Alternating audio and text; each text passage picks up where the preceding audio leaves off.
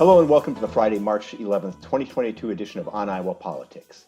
Support provided by New Pioneer Co-op, celebrating 50 years as Eastern Iowa's source for locally and responsibly sourced groceries with stores in Iowa City, Coralville, and Cedar Rapids, and online through Co-op Card at newpi.coop.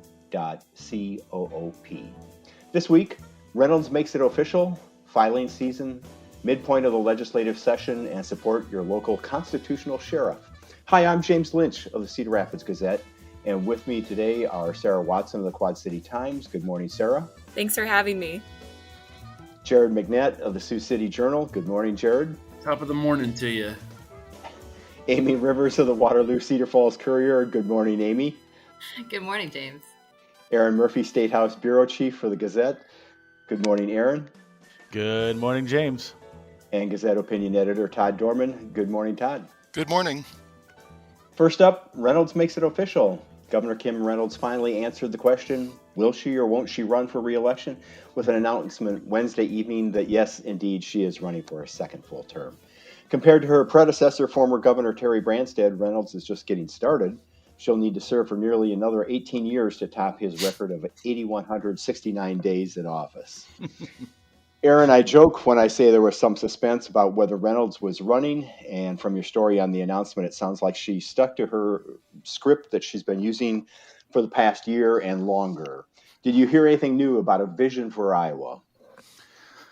I wouldn't say no, I didn't hear anything new. Although I will say that just now I think you gave a lot of Iowa Democrats a heart attack or put them into the fetal position at the thought of Kim Reynolds being governor for 18 more years. I'm imagining the Iowa Democratic reaction to that idea out there. No, yeah, it was. I'll tell you, as far as campaign kickoff announcements go, it was pretty. I don't know, understated maybe be the right word. I mean, it was really brief. Weren't any real big guest speakers. She was introduced by Adam Gregg. She talked for about 15 minutes, and that was it. Glad handed the folks who come out, and that was it. But I guess that's what you get when you hold an event that's announcing something that everybody in the world has known is coming for. At least for 5 months since we thought she was going to do it the last time at the Harvest Festival in September, and for whatever reason opted not to do it there. But no, I mean it was mostly the same stuff we've heard about. Talking about what she considers her record of accomplishments. That over her past 6 years as governor, and then talking about a lot of the same issues that she has been lately. So if there's something new coming on the stump speech, she's saving that for down the road. Okay. She does have a challenger, or actually more than one. Did she acknowledge that she has a Democratic challenger? Yes, she did quite often, and I wrote the name down here so I wouldn't forget. And I'm looking at it here, Joe Biden. That's she's running against a Joe Biden. And she said that name over and over. And I'm sorry. Hold on. I'm being told Joe Biden is not her opponent. He is, in fact, the president of the United States. I'm sorry. I just imagine you holding your ear while you made that joke. And I was. Commitment to the bit. I know nobody can see it, but commitment to the bit. I absolutely was holding my ear. So no, she did not mention Deidre DeJear's name. The likely Democratic candidate for governor, but to fill out my little fun times here, mentioned Joe Biden on multiple occasions. So for now, anyways, she's running a very nationalized campaign, talking about the need for conservatives to take the fight to the overreaching liberal Democratic federal government. That we heard much more about that than we heard about any of the opponents she'll actually be on the ballot against. So earlier in the day, DeJear offered sort of a pre-buttal to the governor's announcement, and what was her, pre-sponse to the governor's announcement. I like that word, pre-response.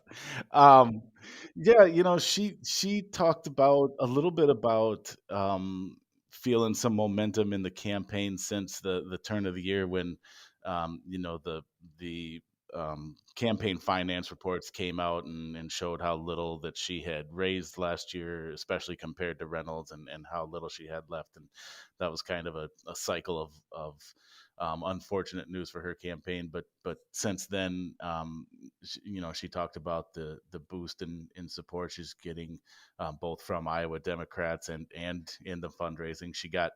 She was endorsed that earlier that same day by Fred Hubble, which we suspect will come with not just a good old go get 'em pat on the back, but probably some of Fred Hubble's extensive resources as well. He put $7 million of his own money into his campaign 4 years ago, so you would expect he'd pony up a little bit to help Deidre here with that endorsement. So that was kind of the message she was sending, that she feels her campaign is now turning in the right direction, and then she talked about which she has throughout this, as wanting to be a unifier and claiming that Governor Reynolds has governed in a way that has divided Iowans. That's kind of one of her main themes, anyways. Looking at poll numbers, Governor Reynolds might wish she was running against Joe Biden. But the Des Moines Register's Iowa poll came out last weekend showing that Reynolds has an 8-point lead over DeGier, which I think surprised many people. Did anybody at Reynolds' campaign announcement seem concerned about those poll numbers? No, and first of all, let me circle back, because you raise a good point about Biden, and that's probably why we heard her talking about making it sound like she's running against Joe Biden, right? Because his poll numbers are so bad in Iowa. That's a nice, easy punching bag for her. I didn't hear a lot of people talking about the gubernatorial Iowa poll numbers, other than, but I will say the one person I did talk to kind of had the same reaction that I've had since then, which is it may seem surprising on its face, but on the other hand, when you think of where we are now politically, and the days of I often say the days of Chuck Grassley winning races in the 60s and 70s are over now. It's not that way anymore. Our two sides are very firmly entrenched. You just put a candidate out there with an RRD, and they're going to start at 35% baseline and only go up from there. So from that standpoint, those poll numbers aren't terribly surprising, but I didn't sense a lot of nervousness in the room, if that's maybe what folks are wondering. I mean, there's a lot of confidence in Governor Reynolds and in Republican circles anyways, about her prospects in this race. Of course, Republicans like to point out that in July of 2013, a Quinnipiac poll showed Terry Branstad leading that race 50-41, and he went on to win by 22 points. They hope that history repeats itself. But that 8-point lead is about the same as President Donald Trump's margin here in 2020. But Todd, doesn't that seem a rather slim lead in what's become a deep red state? Well, I think, as Erin said, the sides are divided. There were very few undecideds in that poll. So I guess the question for DeGier is that sort of her ceiling, or are there persuadable voters somewhere in that 8-point margin that she could turn? I mean, that's 8 points is a pretty healthy lead still, and so I mean, she's in better shape than when Tom Vilsack won the primary. He was down 20 points basically the entire election cycle until like the last 2 weeks of October, when he suddenly surged and won. So she's not in that deep a hole. But yeah, I just don't know within that 51% for Reynolds whether there are a lot of voters that can be persuaded to consider DeGier. I think as like I say, as Erin said, we're pretty divided, and the parties are in their trenches, and I don't know that anyone's going to wander out into no man's land to hear what the other side has to say. Given her recent national appearance, giving the Republican response to the State of the Union, the legislature approving her tax cuts and the ban on transgender females participating on girls and women's sports teams, and her other priorities. Do you think this is just a reflection of how polarizing Kim Reynolds is at the moment? Yeah, I mean, I think a lot of those. I mean, we've seen some Iowa polls this week. The transgender sports ban. Uh, Iowans are pretty evenly divided on that. I think it was 46 in favor and 45% against. Uh, the tax cuts are a little more popular, the flat tax, but people don't like the corporate tax cuts. So I mean, a lot of these issues are. I mean, they're designed by design. They're she's looking to uh, please her party's base, and I mean that's one of the reasons she's trying to nationalize the campaign too, because she knows that dislike for Biden and his policies nationally, is what animates her, the Republican base. So, you know, I think this stuff is divisive because that's what it's for. So, uh, but I mean that's what we've seen. But Donald Trump won by 8 points here, as you mentioned, and his voters, are definitely focused on these sort of national narratives. So, Sarah, in 6 or 7 months, when our thoughts are turning to, cyclones and Hawkeyes and the kids back in school and those sorts of things, um, and these issues aren't fresh in people's minds and perhaps not in the headlines every day. Can Reynolds grow that 8 point lead? You know, get up to that 22 point margin that Terry Branstad achieved? Yeah, I think it'll really depend on who wins the messaging campaign. If people really hammer her and keep the for example, the transgender ban or those other polarizing issues in front of voters and in front of in top of mind, that could maybe keep it in front of voters. But if that also gives the Reynolds campaign and Republicans plenty of time to shape the narrative and kind of quiet those voices, or try to become the dominant narrative as she's the incumbent governor. And as everyone's mentioned, her numbers right now are very polarizing, and so it will be interesting to see if she maintains that same polarization, or especially if, as people are as we're dealing more with the Ukraine crisis, and if inflation continues to rise and gas prices continue to rise, and depending on how voters associate that with the Biden administration, or if we continue to see this unity against Russia, I think that will also really play into whether that national climate of whether people are, associating some of the domestic economy with the Biden and Democrats, and whether Kim Reynolds capitalizes on that, or whether the message still becomes, Kim Reynolds is this really polarizing figure. And Amie, I think one of the things that surprised people was that Deidre DeGier, had 43% support in this poll. She's, we've been talking about she's virtually unknown. That seems high for an unknown candidate. 43%. I would expect she feels pretty good about that at the moment. Yeah, and I think Erin was the one who said, about 35% of people are just, or maybe it was Todd, right now just going to vote for either that D or that R on the ballot, right? I think DeGier, it's interesting. It might actually be higher, because DeGier is right now, taking 43% in that Mediacom Register Iowa poll. But 61% of the people who said that they would vote for DeGier also said they don't know her at all. So, I mean, that's a huge gap, right, that could make up for it. 96% of Republicans, I think it was, said that they were going to vote for Reynolds, but only 90% of Democrats did. I think that's really the ground that she can make up. I mean, we always talk about independents, and independents are definitely important, but I think you could really make up ground in your own party right now. If DeGier really makes that party circuit, which she has been doing as of late, not only can she raise those desperately needed funds that she's needing to raise, but she can definitely raise those poll numbers and her visibility among Democrats, who are the exact people that are going to be the most excited to vote for in November. Still, whether it's a 3 percentage point margin like 2018 or 30 points, it appears Reynolds is on the way to re-election, with the Cook Political Report and Inside Elections calling Iowa solid Republican, and 538.com calling Reynolds safe. Moving right along here, we've reached or passed the midpoint of the legislative session, scheduled for 100 days. Budget subcommittees are starting to put numbers on their spreadsheets. The House, Senate, and Governor all have proposed spending about $8.2 billion, more or less, far be it from the trifecta Republican control to agree on a number. Todd, looking at the session, any surprises so far, or is the GOP sticking to its pre-session game plan?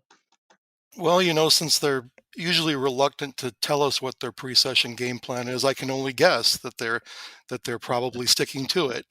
Uh, I don't know that there have been some surprising issues, like this bill that would penalize landowners for selling land to the DNR, county conservation boards. I didn't really anticipate that coming back so quickly.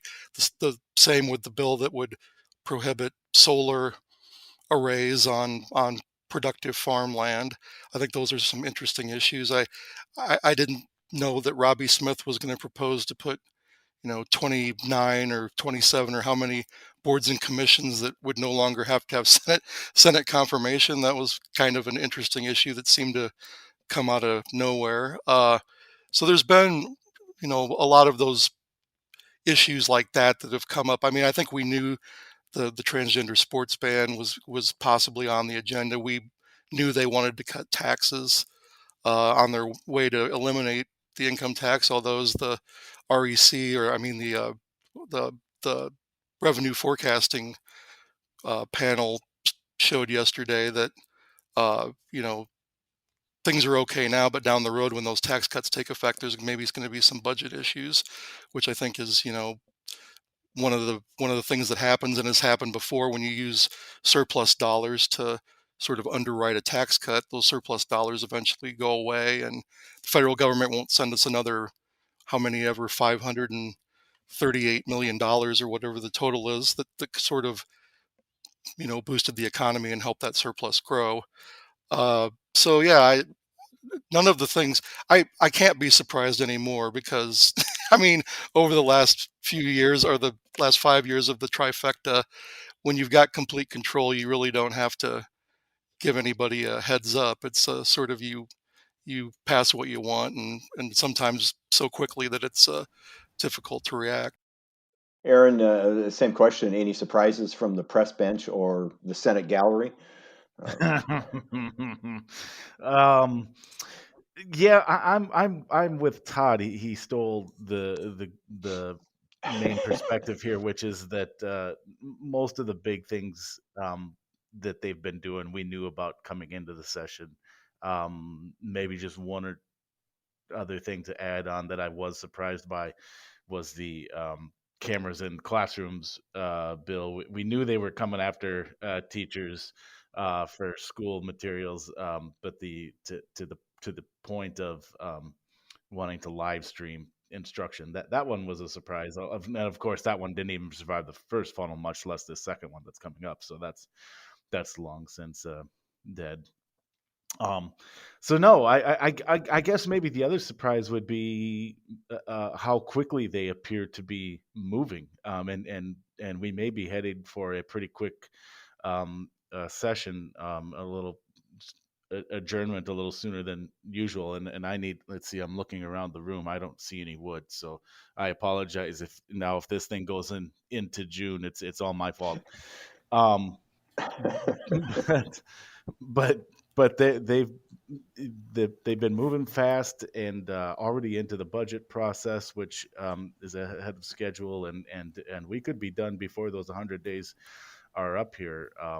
So that's maybe been a little bit surprising. Just even with the trifecta, a full Republican control, these sessions have not always run smoothly the last 6 years. So to be in one now where they really are steamrolling through things and already starting the budget process, and that should be relatively painless, unless someone decides to drop a poison pill into one of it and mucks the whole thing up. So it's moving along. I mean, we asked Pat Grassley yesterday, like I said, the second funnel's coming up, and we asked him, so what are the big bills that you're working on that you want to make sure get kept alive? And I'm now paraphrasing here, but his answer was basically like, we've already done what we want to do. He couldn't think of a important bill off the top of his head that needed to be advanced. So that's the biggest surprise for me, I think, is the pace at which this thing is moving. And now when it falls apart, I'm just going to hate myself.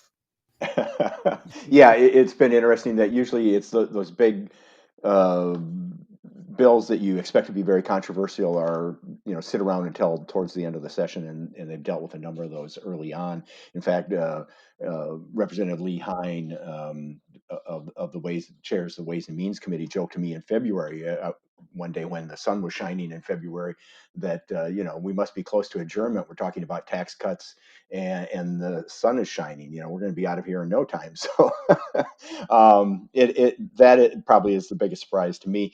So do you think Republicans want to get out there and get on the campaign trail, or do they stay in session so Democrats, legislators can't raise money during the session? So do they stay in session to keep the Democrats from raising money? I'll say this, from as well as I know the Republicans that we cover up at the State House, as much as they would love to be a thorn in Democrats' side for any reason, I also can't see them wanting to stay in the legislature any longer than they have to at the end for any reason. So I as tempting as that may be, if they're close to being done, I think they'll want to wrap it up. Maybe they'll quit early and save the per diem. I don't think, has a legislature ever done that? Quit before the money runs dry? I think I can remember one time that they did that, and Democrats were in control. So take from that what you want. So, question for Amie, Sarah, and Jared here: How is this session playing back home? I mean, I don't know if you're covering legislative forums on the weekends, or just what you're hearing and seeing in letters to the editors and from candidates who are filing from office. But what's the reaction, Amie? How's this playing back in the Cedar Valley? I mean, it's about as bad as you would expect. But the good news for the mostly all Democratic coalition in the Cedar Valley is they're starting to get angry. And anger is a really powerful emotion and tends to get voters to the polls. So that could be something that is, sort of what's to come for the election. I mean, you had Roz Smith, who dropped out of the governor's race, but then also dropped out of trying to contest one of his fellow legislators in redistricting.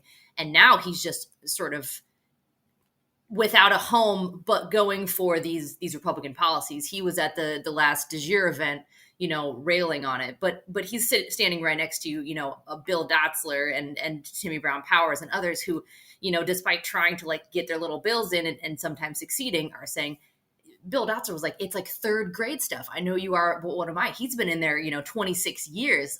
And he remembers leaders in the Republican Party that he said would work for you, would work with you. Now he said, it doesn't make any difference. They're very entrenched down there. And so the only recourse they really have is to just call it out. Jared, Western Iowa, they're loving the Republicans' legislative session? You mentioned filings. At least in terms of filings, things recently here are a little bit light.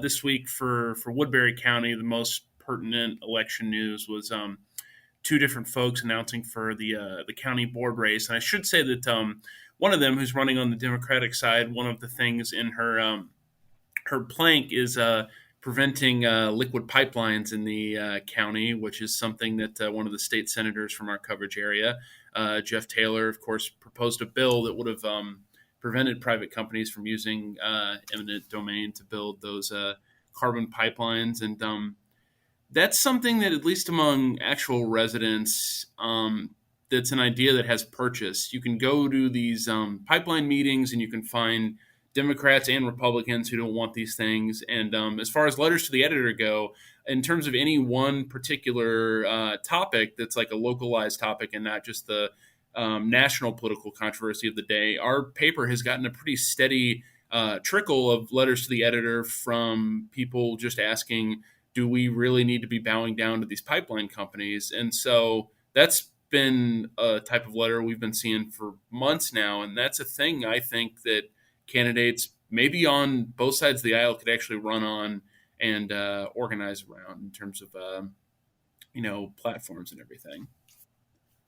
not to send this in an entirely different direction, but one of the things that I found interesting about this session is you have that sentiment that you were talking about, Jared. People, property owners, really upset about the prospects of private companies using eminent domain to put a pipeline through their land. At the same time, you've got Republicans saying, if you want to sell your land for conservation purposes, no, we're going to make you pay a penalty, So it's this whole property rights issue is out there, and I don't think either party really has, a good position on it. I mean, I'm not sure that they're prepared to defend their positions on this, and I think that as we go forward, this is going to be an issue that will affect local races. I don't know if it'll really play much. Say in the governor's race, it might not be that big of an issue, but I think in legislative races, district by district,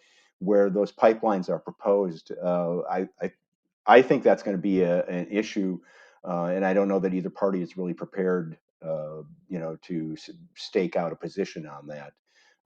We've seen some, people who are very anti-eminent domain sort of say hands off this session. We're not going to do anything this session. So, that'll be one to keep an eye on, I think, as we go forward. Sarah,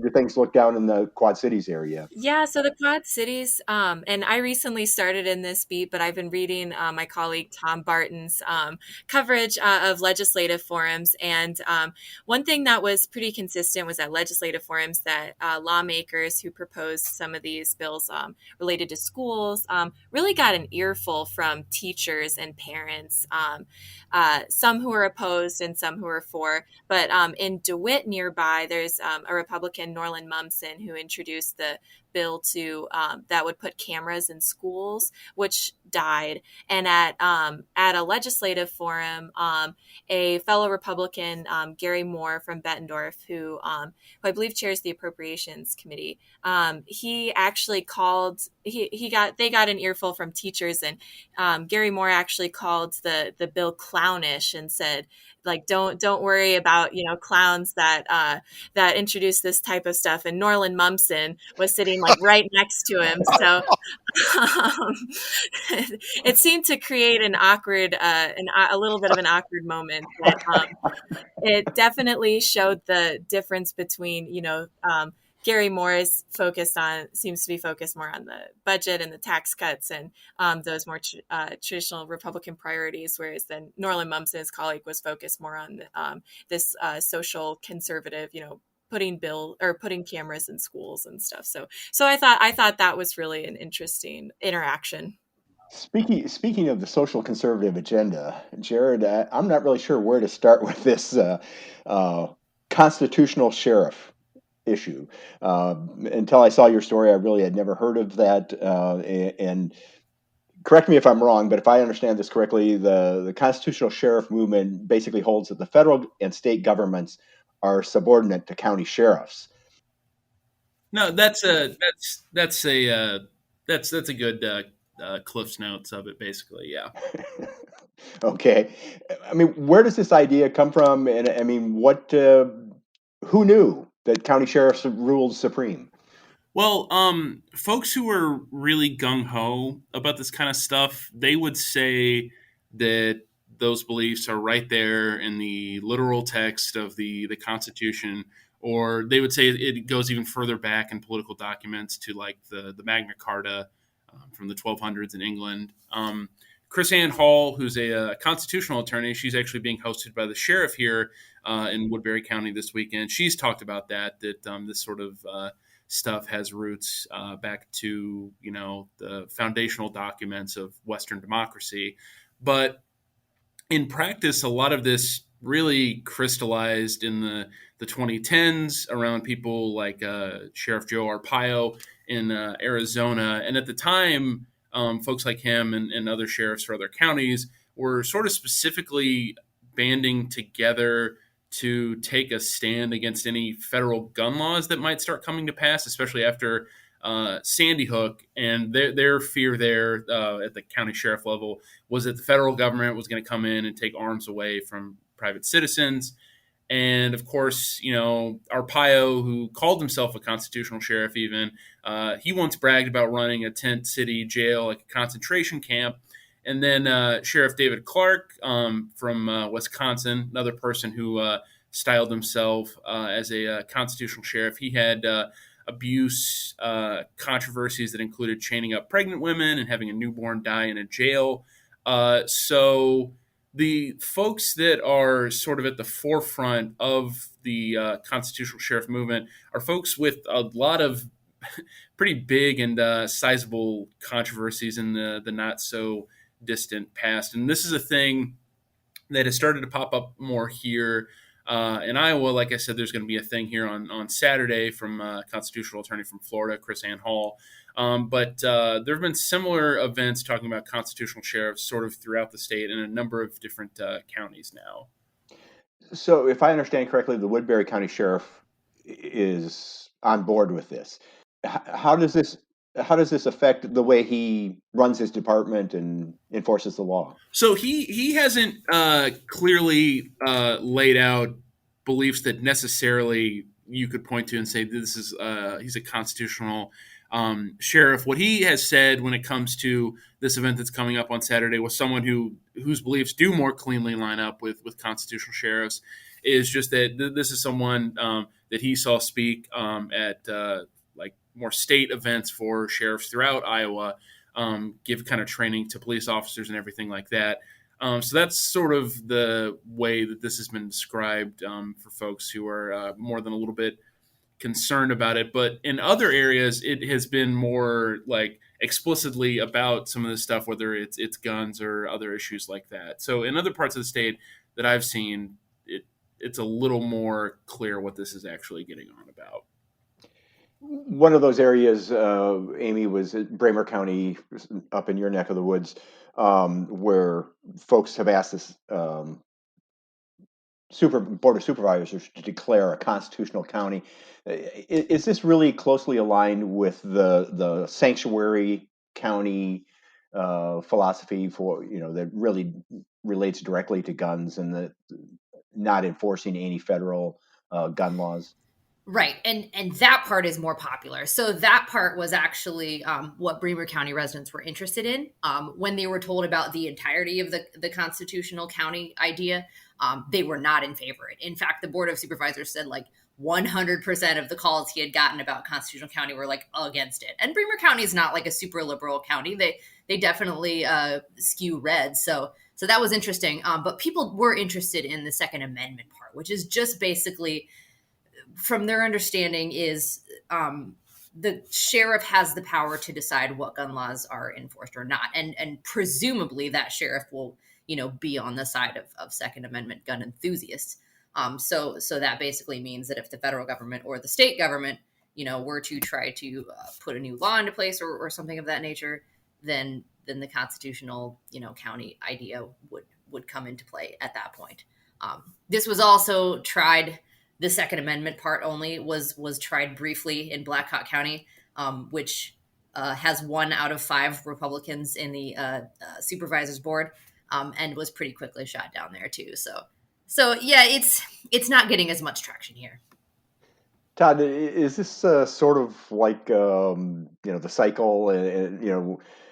In the past, it was the Posse Comitatus movement. Said the county sheriff basically could conscript any able-bodied person to assist in keeping the peace. And I mean, it seems like in the late 90s, I seem to recall that there was a lot of folks talking about Posse Comitatus. I mean, is this just sort of the modern version? Well, I think these folks probably have more in common with like a anti-government militia group, maybe such as the Oath Keepers or folks like that. It's I guess what's different is that, in the past, these were sort of considered kind of fringe viewpoints. And now, with the Trump years, things have changed and some of this stuff has gone a lot more mainstream. And,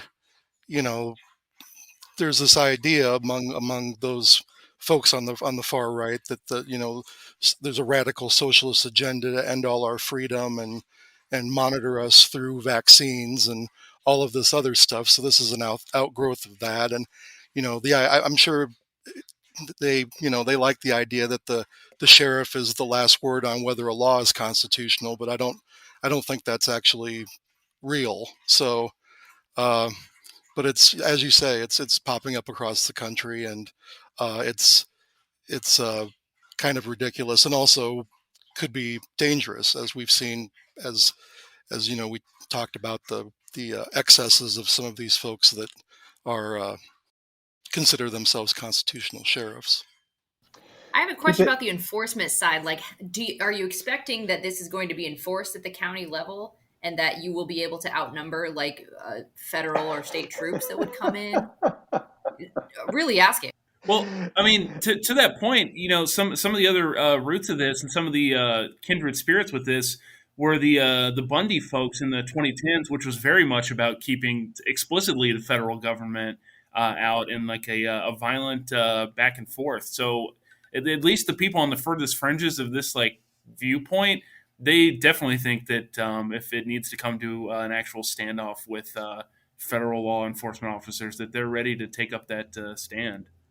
Well, you'll want to keep that in mind when you vote for sheriff this fall. Is this somebody you want to put in control of your entire life and livelihood, or just somebody to keep the peace? Yeah. Well, so what are you going to do as president, Supreme Court, governor, and lower courts? And yeah, you got a lot of hats, Sheriff. What are all those for? Mm-hmm. I don't know. Most of the sheriffs I know, I don't think want to wear all those hats, but maybe there are some who do.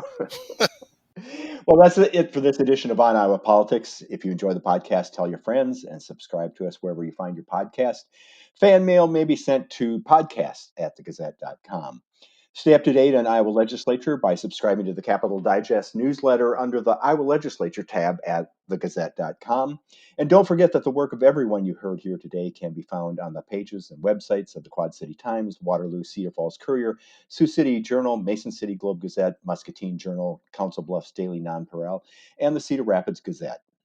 Craig Erickson will take us out. If you know an Iowa band or musician who should be on our podcast, send us a sound file and subscribe to On Iowa Politics. For Amie, Erin, Todd, Sarah, Jared, and our producer, Stephen, I'm James Lynch. Thanks for listening. Be well.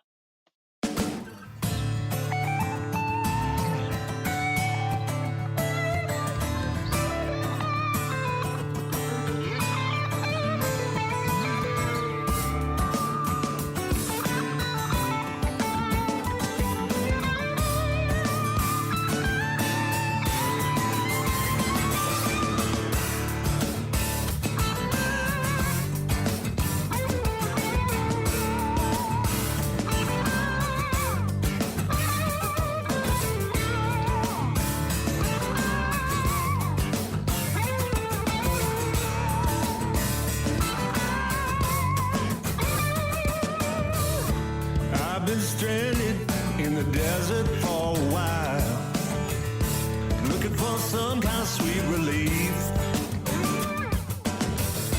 I got promises, but sometimes they ain't real.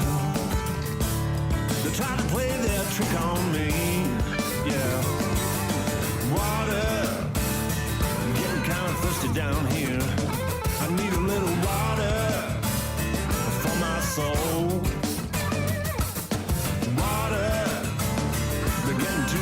Down here, so give me some water for my soul. And I've been thinking now about a better kind of situation. Sometimes it takes a little bit of help. Find a new design by divine intervention before they ring their midnight bell. Well, I need a little water, but getting kind of thirsty down here. So give me some water for my soul. I need a little water, but getting too thirsty down here. Give me some water for my